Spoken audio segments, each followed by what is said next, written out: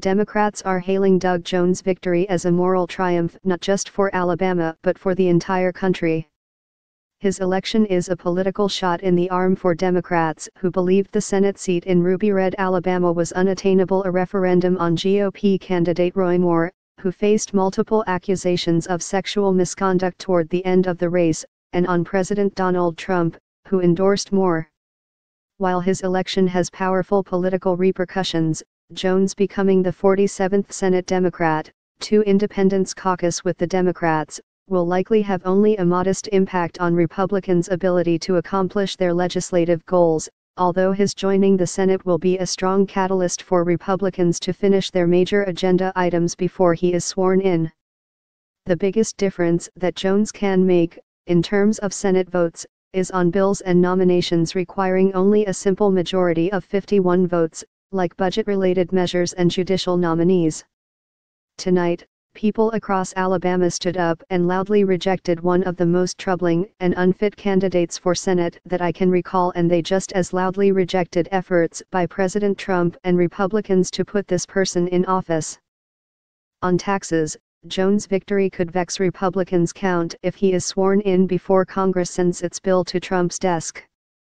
Jones is expected to be sworn no sooner than December 27, and GOP leaders insist they will have the bill done by Christmas.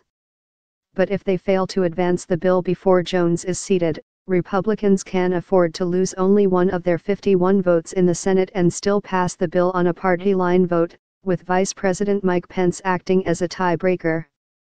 House and Senate Republicans are working in a conference committee to merge their versions of the tax bill into a conference report, and Senate leaders have said they'll have a final version ready for votes by the end of this week.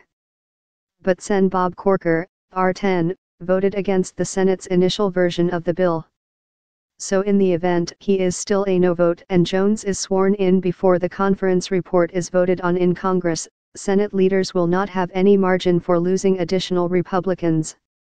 Beyond the tax bill, most of the Senate's major legislative pushes will require a minimum of 60 votes, so Republicans will need to get at least 9 Democratic or Independent yes votes in order to advance most bills instead of the current 8.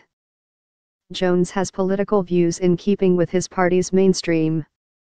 While Senate Democrats will no doubt relish the additional vote they will have with Jones, not to mention the political and moral messages his victory sends, their bigger challenge will come in 2018, when 23 Democrats and 2 independents are up for re-election and Republicans are defending only 10 seats. The 18 election will decide who will control the Senate, and I think it's going to be us. I hope so, Sen. Richard Shelby, Jones' future colleague from Alabama, told reporters hours before the vote.